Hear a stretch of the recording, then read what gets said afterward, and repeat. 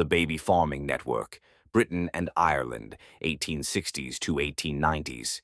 In Victorian Britain, reputation meant survival. For an unmarried woman, pregnancy meant disgrace. Jobs were lost, families turned away, society erased you.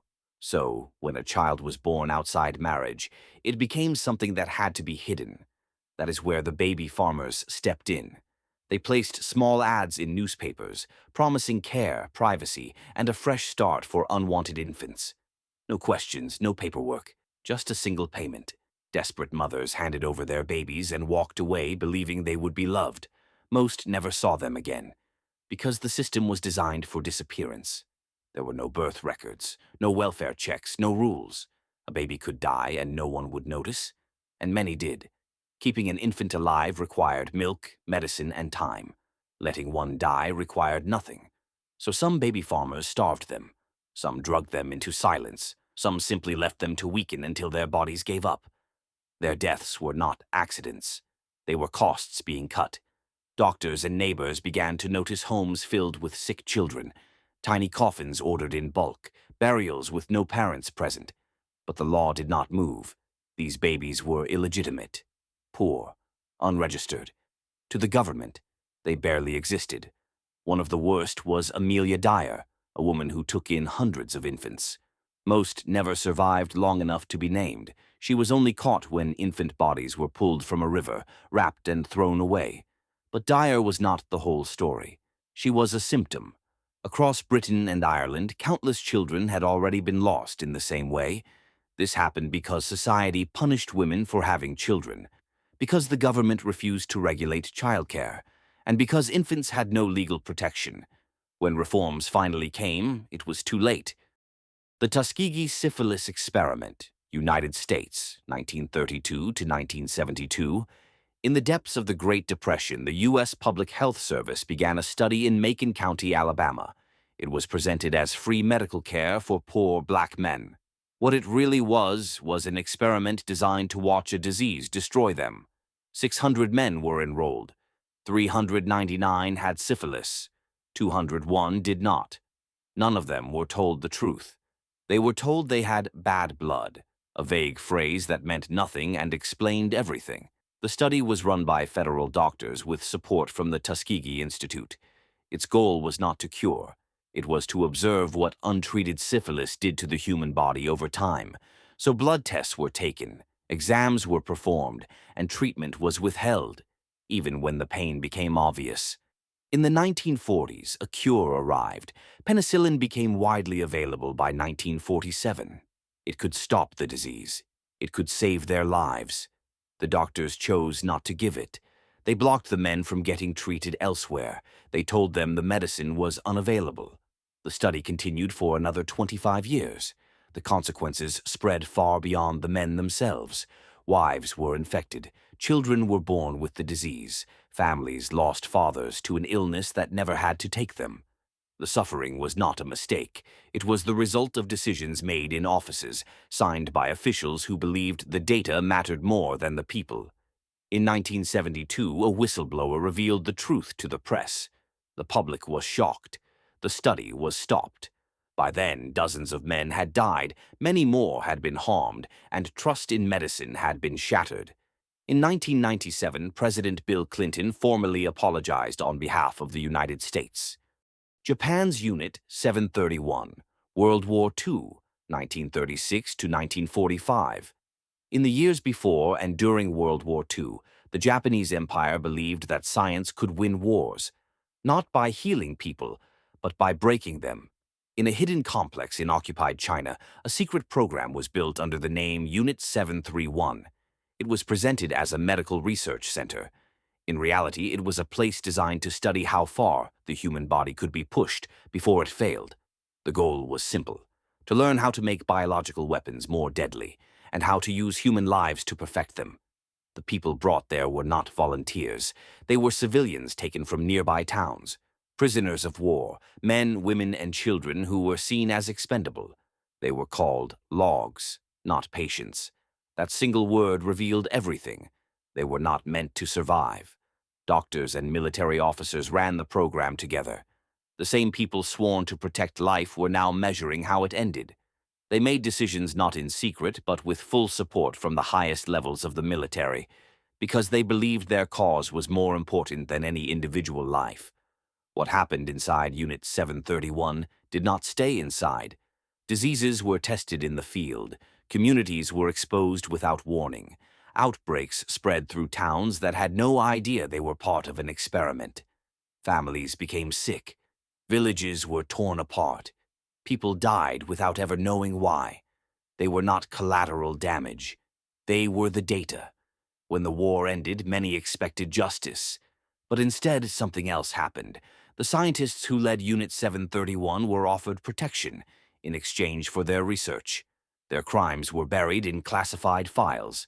Their victims were left without recognition. The cadaver trade of 19th century Britain.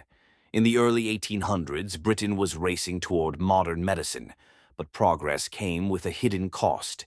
Medical schools needed human bodies to teach anatomy. The law allowed only executed criminals to be dissected. There were not enough. So a black market was born. Men called resurrectionists dug up the dead. Fresh graves were opened at night. Coffins were broken. Bodies were dragged into the dark. The grieving never knew their loved ones had been stolen. The bodies were sold to surgeons and universities who paid by the corpse, and they never asked where they came from. Soon, graves were no longer enough. Some traders discovered something far more profitable. Why wait for death when you could create it? In Edinburgh, William Burke and William Hare murdered people and sold their bodies to a respected anatomist. The victims were poor, invisible, easy to erase. Their deaths became part of medical education. Doctors knew what was happening. They knew bodies were being taken illegally. They knew people were being killed. But the demand for cadavers was stronger than their conscience. So the trade continued. Families built iron cages over graves. They hired guards. They mourned twice, once for the death, once for the theft. The poor had no protection at all. The government finally acted, but only after public horror could no longer be ignored. The Anatomy Act of 1832 legalized the use of unclaimed bodies from workhouses and hospitals. It ended grave robbing. King Leopold II's Congo Free State. At the end of the 19th century, one man claimed a country as his private property. His name was King Leopold II of Belgium.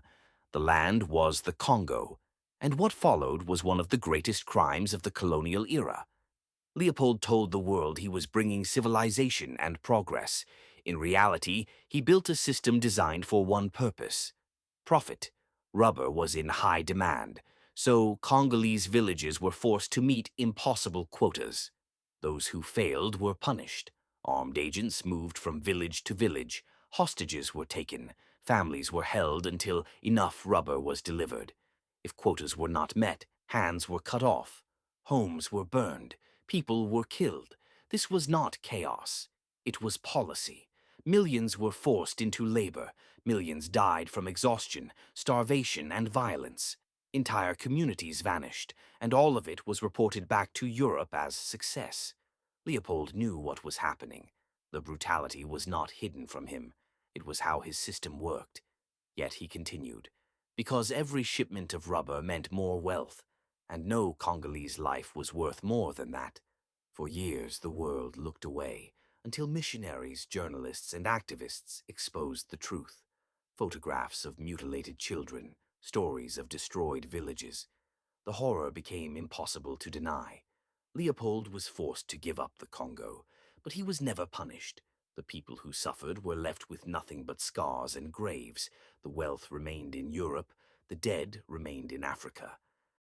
The Magdalene Laundries, Ireland, 1760s to 1996.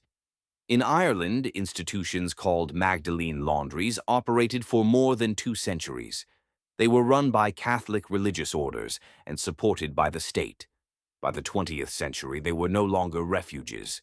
They were places of confinement.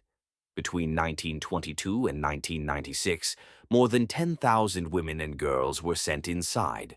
Some were unmarried mothers. Some were victims of abuse. Some were simply poor, orphaned, or considered inconvenient. The youngest known girl was 9 years old. Once inside, their lives were taken from them. They worked long hours washing clothes for hospitals, hotels, and government offices. They were not paid. They were not free to leave. Their names were changed, their pasts erased. Some stayed for months, others stayed for decades. Nearly 900 women are known to have died while confined. Many were buried in unmarked graves. The church ran the laundries. The Irish government sent women there, inspected the institutions, and used their labor. Both knew what was happening. Both allowed it to continue.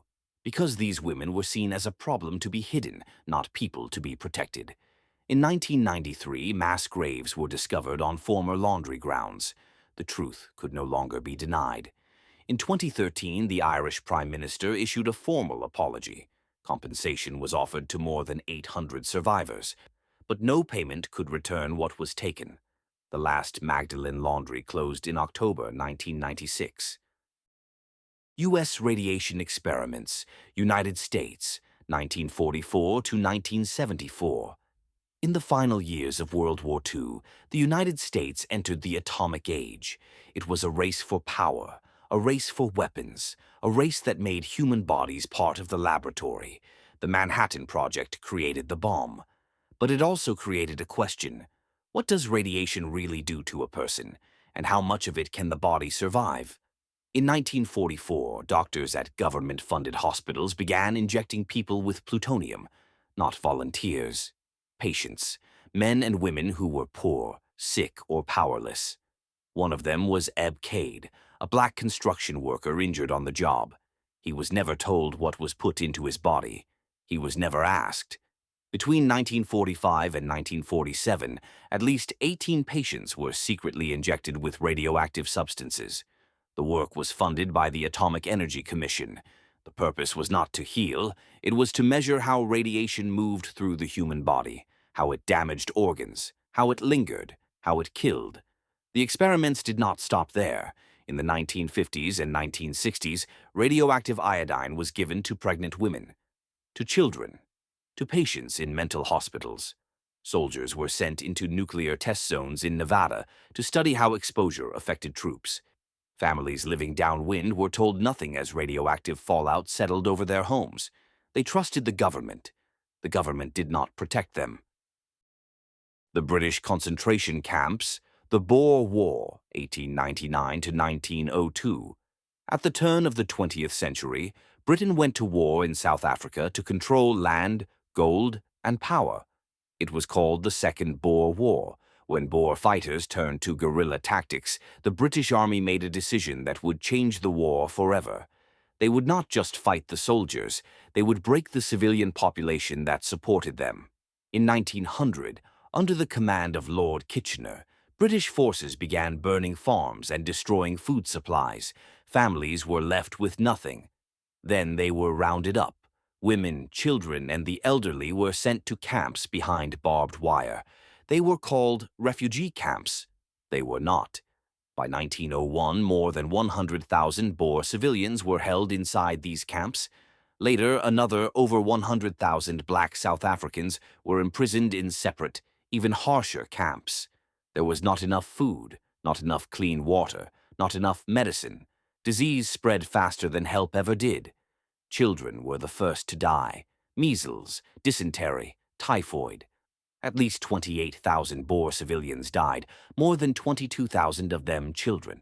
Tens of thousands of black Africans also died, though their deaths were barely recorded. The British government knew. Reports from nurse Emily Hobhouse described starving children and mass graves. Parliament was warned. The camps continued, because winning the war mattered more than the lives inside them. History is only remembered when people keep talking about it. Leave your thoughts in the comments and subscribe.